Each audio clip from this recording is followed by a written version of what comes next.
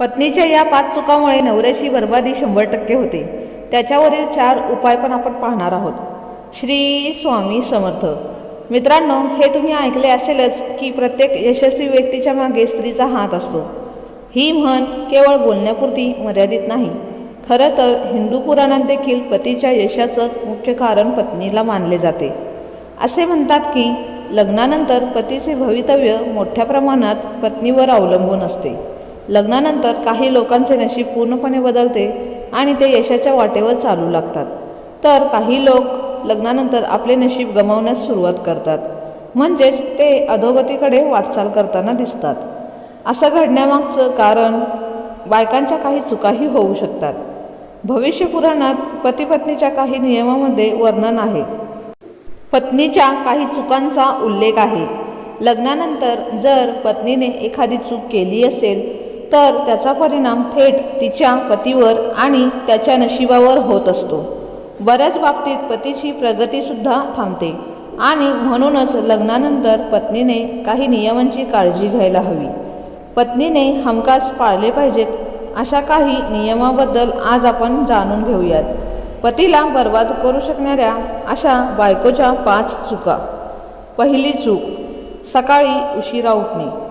जर एखादी बायको सकाळी सूर्योदयानंतरही अंथरुणावर झोपली असेल तर तिथे बरीच नकारात्मक ऊर्जा तयार होत असते.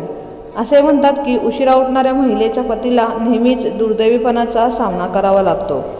ही ऊर्जा थेट त्या पतीच्या नशिबावर परिणाम करते आणि संपूर्ण दिवस वाया जात असतो. म्हणून सूर्योदयापूर्वीच पत्नीने नेहमी उठायला पाहिजे. दुसरी चूक, घर स्वच्छ न ठेवणे. ज्या स्त्रिया आपले घर स्वच्छ करीत नाहीत आणि ज्यांच्या खोलीत जिथे वास येत असतो अशा घरात गरिबी यायला वेळ लागत नाही. वास्तविक असं घडल्याने पतीच्या कमाईवरही त्याचा परिणाम होत असतो. असे मानले जाते की जी स्त्री घर घाण ठेवते तिच्या पतीचा खर्च कमाईपेक्षा जास्त असतो. म्हणून पत्नीने घर आणि खोल्या नेहमी स्वच्छ ठेवल्या पाहिजेत. तिसरी चूक, बायकोचे रोज आंघोळ न करणे. कोणतीही पत्नी किंवा स्त्री जी दररोज आंघोळ करत नाही किंवा स्वतःला स्वच्छ ठेवत नाही ती नकारात्मक ऊर्जेने परिपूर्ण असते. तसेच तिच्या आजूबाजूला देखील नकारात्मक ऊर्जेचा वावर असल्याची भावना आहे.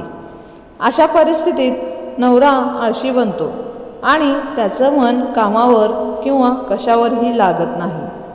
चौथी चूक, बायकोने भांडण करणे आणि कठोर शब्द बोलणे. जी स्त्री प्रत्येक गोष्टीत आपल्या पतीशी भांडते किंवा झगडा करते त्या घरातील नवऱ्याचे मन डायव्हर्ट होते. याचा परिणाम त्याच्या कामावर आणि वागण्यावर देखील झालेला दिसून येतो. पाचवी चूक, अन्नामध्ये भेदभाव करणे. कोणतीही स्त्री जी आपल्या पतीला आनंदाने किंवा पवित्र मनाने जेवण बनवून देत नाही किंवा त्याच्या आवडीचं काही बनवत नाही तेव्हाच खरं तर तिच्या नवऱ्याचं पतन तेव्हापासून सुरू झालेलं असतं.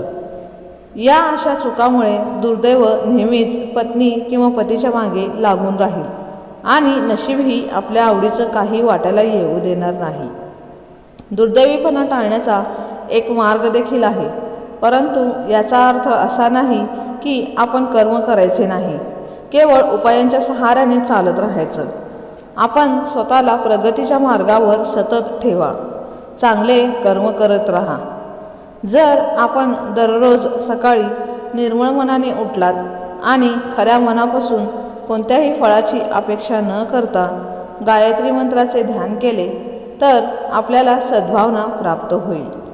आपल्या पालकांचा आणि त्यांच्या कुटुंबियांचा सन्मान आणि आदर करा. त्यांचा सन्मान करा आणि त्यांना नेहमी आनंदी ठेवा. असं केल्याने तुम्हाला आयुष्यात पुण्य लाभते आणि आयुष्यात वाईट काळ कधीही येत नाही. आता आपण उपाय बघू.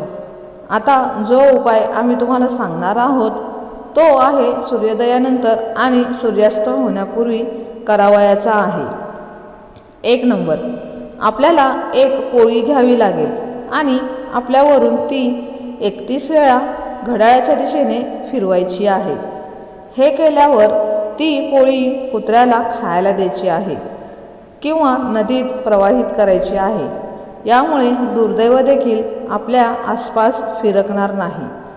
2 नंबर, दर मंगळवार आणि शनिवार बजरंगबलीची पूजा करायची. चुना न लावलेले नागवेलीचे पान अर्पण करायचे आहे. दिवा लावून पूजनानंतर हनुमान चालिसाचे पठण करावयाचे आहे. 3 नंबर, वैवाहिक जीवन सुखी करण्यासाठी पती पत्नी दोघांनीही गौरीशंकर रुद्राक्ष धारण करायला हवा. शेवटचा उपाय म्हणजे दररोज सकाळी उठून गणपतीची पूजा करून गणपती अथर्वशीर्ष पठण करावे. यासह आपल्या जीवनातील सर्व समस्या टळतील. हे असे काही उपाय होते ज्याद्वारे आपण दुर्दैव आणि नशीब बदलू शकता. त्याचबरोबर आम्ही हे देखील सांगितले की कोणत्या चुका आहेत ज्या पत्नीने केल्यात तर तिच्या पतीवर थेट परिणाम होतो. तर मित्रांनो आणि मैत्रिणींनो, आजचा हा व्हिडिओ तुम्हाला कसा वाटला ते मला नक्की कमेंटमध्ये सांगा आणि आपल्या कमेंट बॉक्समध्ये श्री स्वामी समर्थ लिहायला विसरू नका. असेच आपले नवीन नवीन व्हिडिओ पाहण्यासाठी चॅनलला आपल्या सबस्क्राईब करा, लाईक करा आणि शेअर करा. भेटूया आपण पुढच्या व्हिडिओमध्ये. तोपर्यंत धन्यवाद.